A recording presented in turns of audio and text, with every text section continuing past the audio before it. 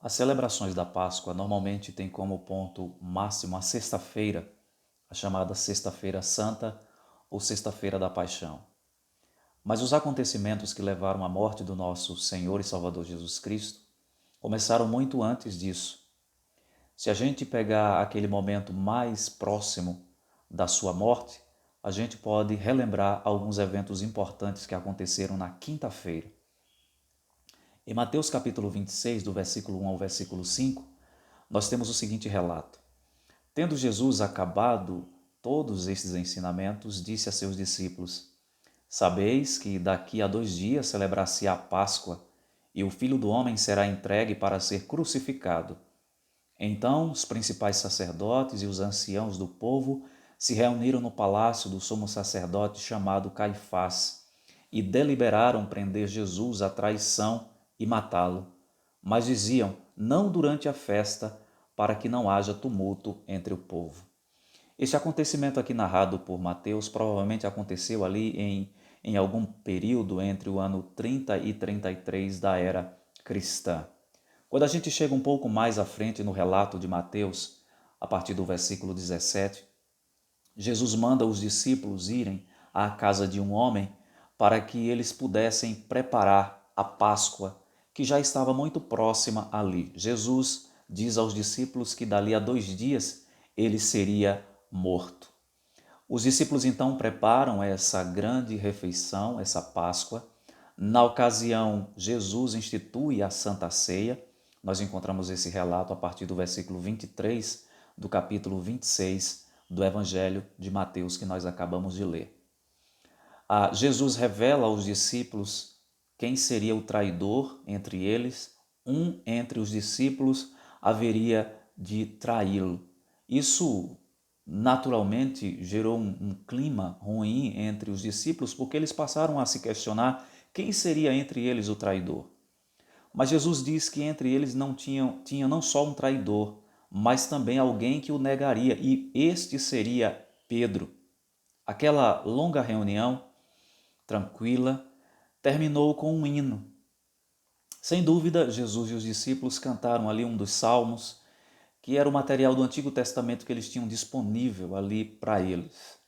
Então Jesus e os 11 discípulos seguem para o jardim, no Getsêmani, no Monte das Oliveiras, e já era bem tarde da noite.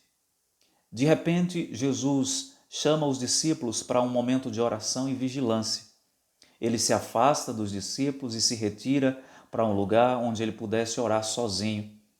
E quando ele retorna, depois de ter orado, pedindo ao Pai que, se possível, passasse o cálice dele, ele retorna e encontra os discípulos dormindo.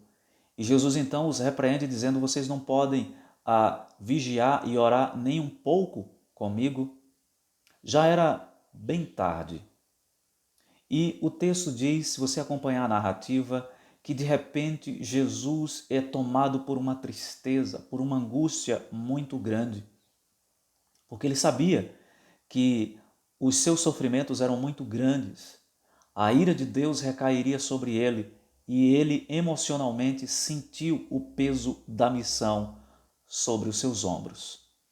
Essa cena do jardim, no Getsemane, termina com uma multidão que chega de maneira abrupta ali onde Jesus e os discípulos estão. Essa multidão era liderada por um dos discípulos de Jesus, Judas Iscariotes, a quem Jesus disse que um deles, entre os discípulos, haveria de traí-lo. Essa multidão carregava armas e também tochas acesas. E à frente, como eu disse, Judas Iscariotes, que indicou quem era Jesus, aquele que haveria de ser preso, com um beijo na face. Judas orientou os soldados romanos dizendo: aquele de quem eu me aproximar e beijar na sua face, esse é aquele que deve ser preso. Pedro, vendo essa cena, ele saca a sua espada e corta a orelha do soldado romano. Os autores dizem que era o soldado Malco, e Jesus repreende a Pedro, dizendo: guarda essa tua espada na bainha, porque o reino de Deus não é tomado dessa forma, pela violência, pela espada, mostrando ali aos discípulos que não era por força nem por violência que o reino de Deus seria tomado. A noite de quinta-feira ainda não terminou.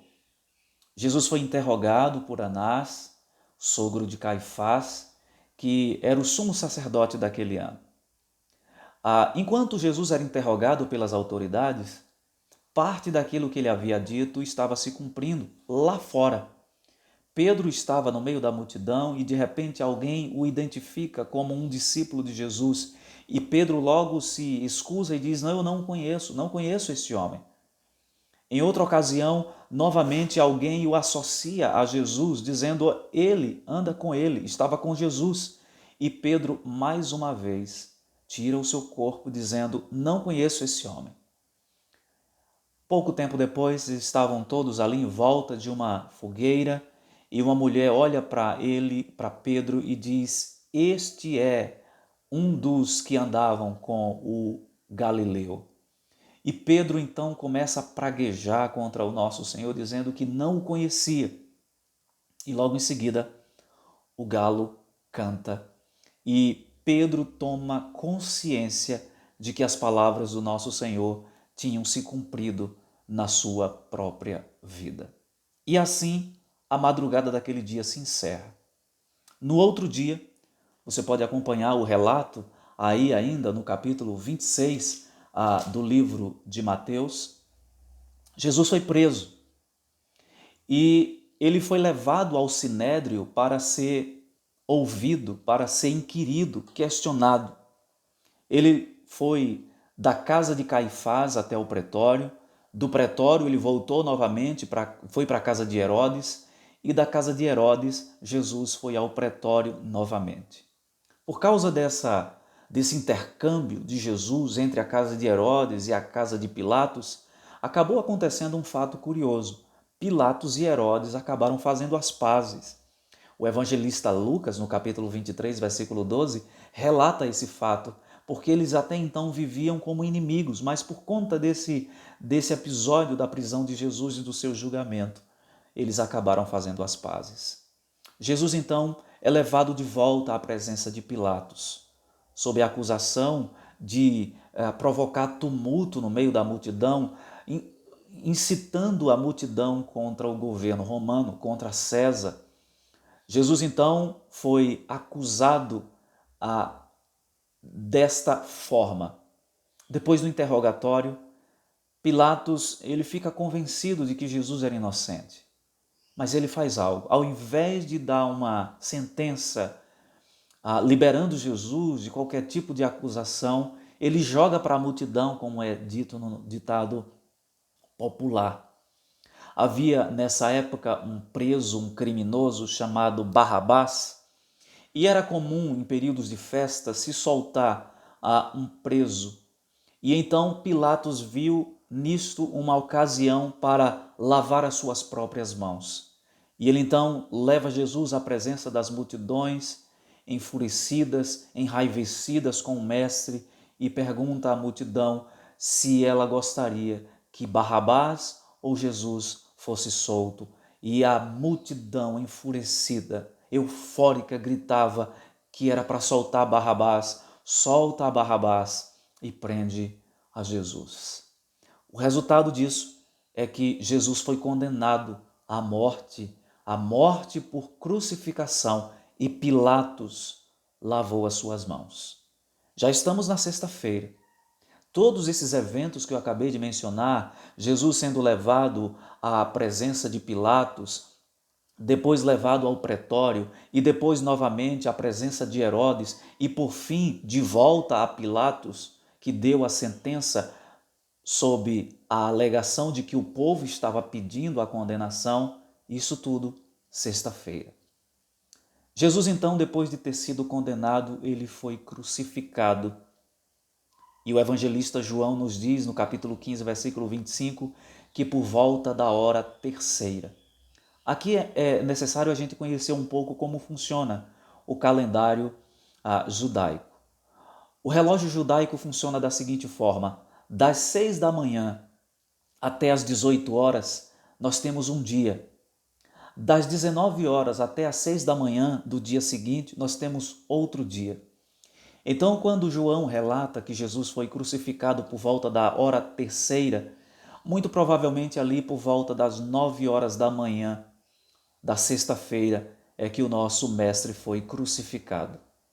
O texto da palavra do Senhor diz que por volta da hora sexta, ou seja, por volta de meio-dia, o sol escureceu, a terra ficou escura e vários eventos aconteceram nesse período.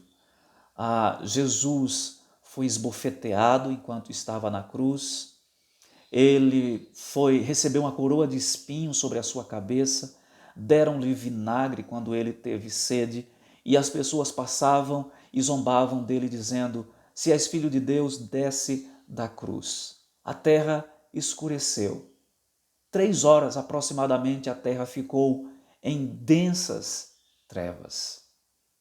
Por volta da hora nona da sexta-feira, aproximadamente às 15 horas, no nosso horário, no nosso relógio, Jesus deu o seu último suspiro e exclamou: Tetelestai, está pago. Meus queridos, que palavra maravilhosa essa de Jesus. O último brado do nosso Senhor foi um brado de vitória para aqueles que confiam nele. Com estas palavras, Jesus estava dizendo que toda sentença de condenação contra o seu povo estava anulada. Toda dívida estava sendo naquele momento paga pela sua morte, pelo seu sofrimento. Lembre-se, nós comemoramos a Páscoa, a semana da Páscoa, mas o sofrimento do nosso Senhor começou muito antes. Começou na quinta-feira, quando ele celebrou a Páscoa com os discípulos, e os discípulos já conscientes de que pouco tempo restaria para eles estarem com o Mestre.